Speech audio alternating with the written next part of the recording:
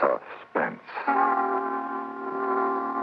And the producer of radio's outstanding theater of thrills, the master of mystery and adventure, William N. Robson. Talent is an elusive and mystifying phenomenon, and one of the most curious things about it is that it manifests itself in the most unexpected places. One of the most talented sound men in radio broadcasting is Tom Hanley. We did not know until recently that he possesses another talent. He is an extraordinarily fine writer. It is his radio play you are about to hear.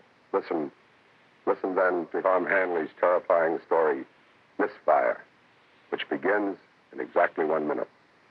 And now,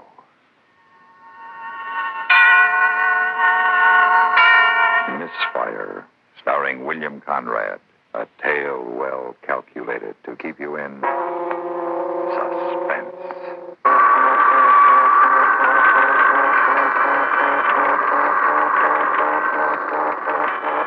Ground Zero, somewhere on the desert.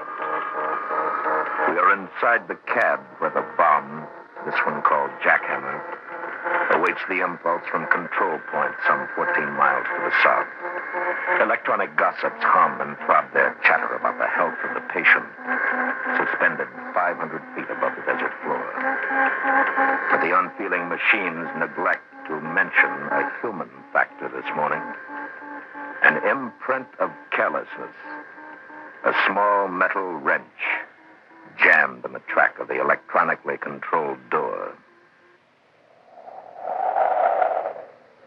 A shift of sand occurs against one of the great steel legs gripping the desert, and a brown-backed desert tortoise trundles out for a look at his world. A world of sage and sand and space stretching endlessly off into the darkness. No man is in sight. Now, that is good. There have been days of hiding from men, but now they've gone, and the tortoise tries his morning legs and plans his new day. H-1. Place eye protectors in position and turn back to fireball. 55, 54, 53, 52, 51. From 100 speakers miles removed from Ground Zero, the tape-recorded voice begins its countdown. No margin for error now, no turning back. Test shot Jackhammer is underway. 42, 39. On News Knob, 14 miles away, a photographer from an eastern paper nervously adjusts his goggles and wonders, what would it be without them? 14 miles. Can it blind across 14 miles? A mile and a half from Ground Zero, a 22-year-old Marine corporal crouches in a trench on his knees, his head rammed into his arms, per instructions. He and 1,999 other Marines there to prove that man is not afraid. Not really. But what if something goes wrong? 33. What if it's bigger than I think? 32. 31. He hears the endless moaning of the taped voice. 29. 28. 27. 26. A little over a mile from Ground Zero, in a concrete bunker with its air conditioning secured, sits a 37-year-old Englishman, a civil defense man, remembering another time he huddled in a shelter. Only then he was a soldier in London, and the buzz bombs screamed overhead. His uniform, now top secret, designed for the future, and he sits on a padded floor with 12 other men. They want to know what chance their cities will have against the day that must never come. 18, 17, 16, 15. At control point, men sit silently, watching instruments 12, designed to tell them how efficiently Jackhammer does its job. 9, And the tortoise 7, lumbers across his front yard 5, in search of breakfast. 4, 3, 2, 1.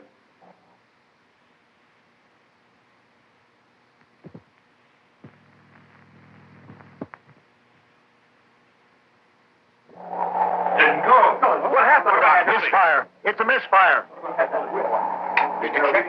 Attention all personnel. Attention all personnel.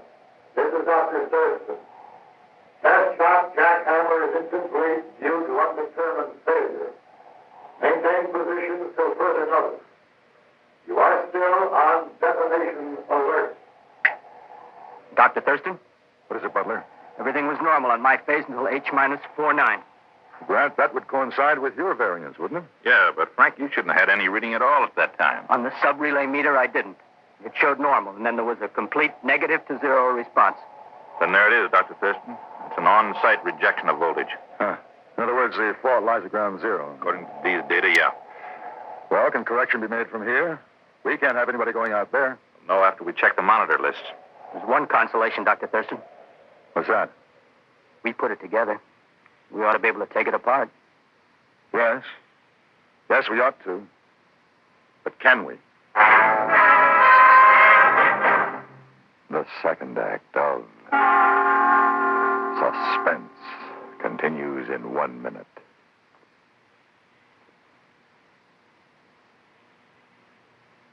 And now, we continue with Act 2 of Misfire, starring William Conrad. A tale well calculated to keep you in suspense. There's no walking away from an atom bomb. No asking who left it there. So it becomes a story of people, the disarming.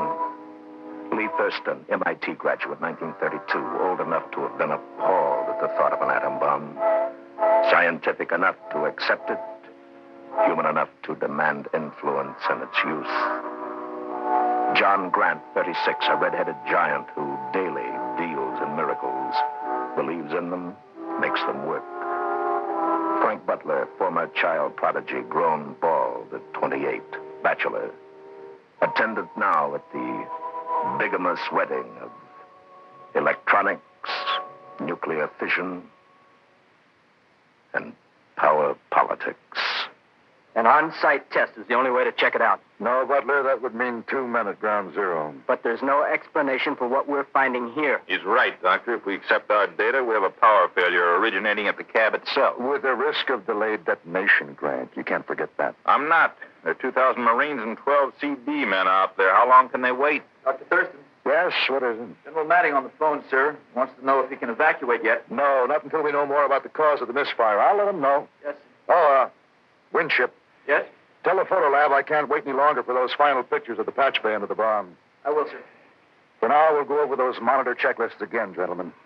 We mustn't have any errors.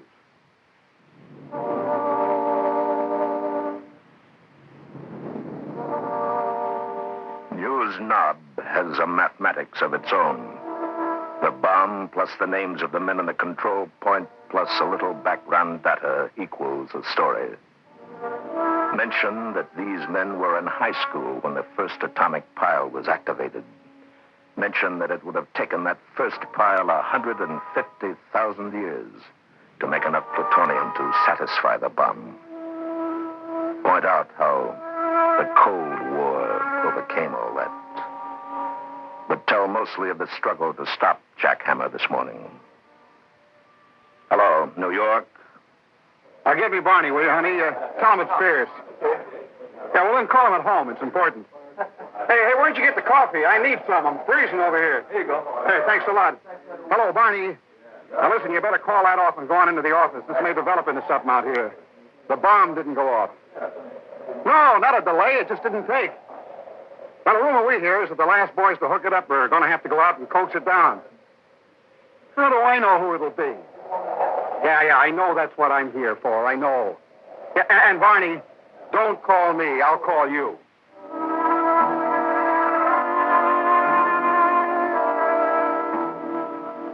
The Marine lies flat now, permission granted. He hears wasted advice from his nearest neighbor on how to run an atom bomb test, but he thinks about Vegas. And he wonders whether he'll ever see her again, that girl with the dark hair, the dark eyes, the wonderful smile, and the Cadillac convertible. In the civil defense shelter, it's hot. No air conditioning for 40 minutes now. These heavy clothes and sealed up this way. Somebody better call control. They've bloody well forgotten us. But they haven't. More important things. Like the photo lab with the final pictures of the victim, Jack Hammer. Pictures of the bomb with its viscera displayed A to B and yellow to ground. The proper circuit for agony. Well, this one's okay. This one's all right. The pictures show the patch cords are all okay, Dr. Thurston. Oh, wait a minute. Just a minute now. We've always assumed that if we got power to the site proper, that it would go on to the bomb. Of course. The door to the cab completes the circuit. Voltage to the door, voltage to the bomb. All right, then. What if the voltage didn't get beyond the door? Oh, that's impossible. Our monitors show the door completely closed. All right, but what if it didn't? For some reason. What reason? What could go wrong that wouldn't show on the monitors? I don't know, but it's got to be out there. Let me go check it. I can't order anybody out there. I'm asking to go. I'll go with you, Frank. No. But if anybody goes, it should be two. You'd need a phone line during the climb in case we found anything here. You'd need test equipment, tools for opening the door manually, radiation test gear, and a wrench. That disconnect would have to be made immediately, Frank. Wrench? What's the matter? You look ill. No, nothing, sir. I've had no sleep, I guess. 500 feet and no power for the elevator, Frank. I'll go with you. All right. But I ought to go alone. Act 3 of Suspense follows in 1 minute. And now, we continue with Act 3 of Misfire, starring William Conrad. A tale well calculated to keep you in suspense. The afterbirth of darkness is light. That insipid gray light of the desert dawn. And the night animals scurry homeward. And the day things began their minor motions.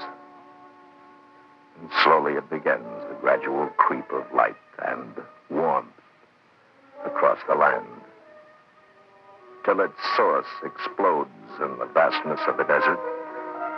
And there it becomes the sudden kiss of heat. Heat that warms, heat that kills, and the in-between heat, the heat that expands.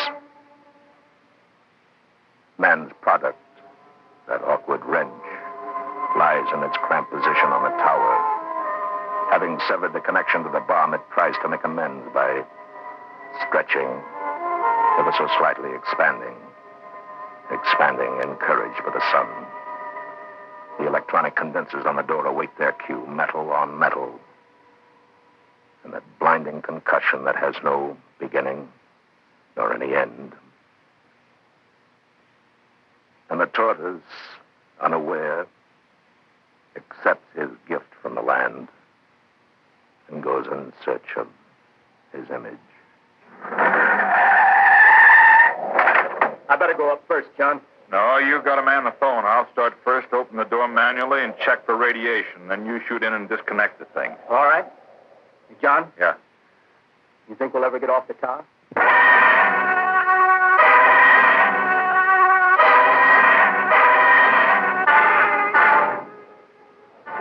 Hello, Barney. Now, listen, they've started climbing the tower. That's right, 500 feet. I don't know how many stories that is. The Washington Monument is 550, I think, but... Now, look, get this, Barney. Play this one straight, will you? No heroics. This one will stand on its own. Sure, we're in a detonation alert. Well, who knows what's going to happen? Fear of falling. It never goes away. It only becomes conditioned to the environment, and 500 feet straight up has no relation to man. To look down or not to look down, this becomes the problem. Then what do you look at? The eyes of the man below you? No. No, they reflect the fear of two men. The expanse of dry lake, do you look at that? No. It shimmers in the coming heat and brings on the dizziness. Or do you look inside? At the fear of God?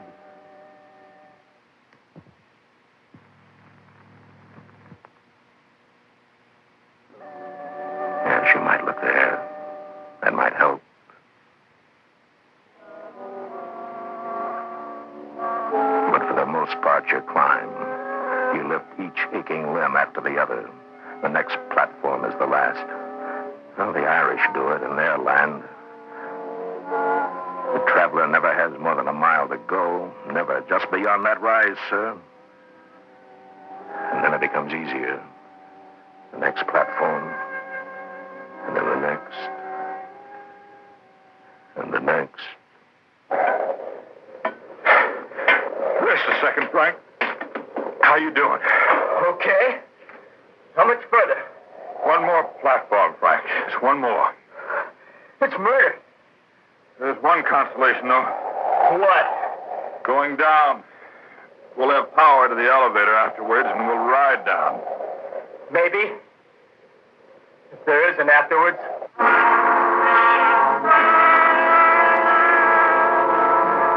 Get on the phone and tell Dr. Thurston we're here. Okay. Dr. Thurston? Dr. Thurston? Yes. We're at the top. Good. Have you found anything? Grant is at the door now. We'll make a manual entry as soon as we can. Good. Frank, tell him to read the voltage sheet on this door. I don't think it's completely closed. Check the voltage sheet on the door, Doctor. Hey, Frank, come here. What is it? Yes, hello. Were you talking to me? Hold it, Doctor. There, can you see it? Here. Look, from here. There's a small wrench. Oh, no. It's wedged in the door there. You see it? John, it's mine. It's my wrench. I must have dropped it when we were up here arming the bomb. It can happen. Look, through the glass. It severed the detonation circuit. That's what happened. But it completed the door contact. Sure, that's why the monitors didn't show it. Good Lord, Frank, look how close it is to making contact. John, that's going to go any second. Take it easy now. Move and shade that thing. Heat expansion will set it off. How's this? Give me the phone. Dr. Thurston. Dr. Thurston, can you hear me?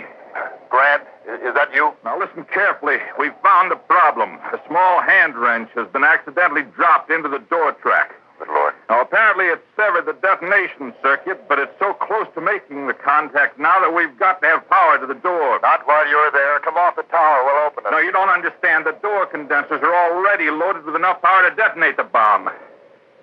Well, is the wrench above the contact? Yes. Then opening the door will drop the wrench and set it off. Look, you got to give me power, just enough to make the door jump. I'm putting a pair of pliers on the wrench. I'll yank it out as soon as you loosen the door. What if you miss? I'll never know about it. John, you got to do something fast. The sun is moving. Thurston, you've got to. You can't leave us like this. I can't risk it. Try to get No back. chance. Now, if you could only see it. All right. I'll do it. Winship, give me ground zero power on my count. Just do it. I gotta explain now. Grant? Yeah. Are you ready? Yes. Grant, I'll give you a 10-second count. Make it 5. All right, 5. Now get a good hold on that wrench. 5, 4, 3, 2, 1. Is that it, Grant? Grant, are we out of it? Nice going, John. We're out of it, Thurston. We're out now. The bomb can't go off.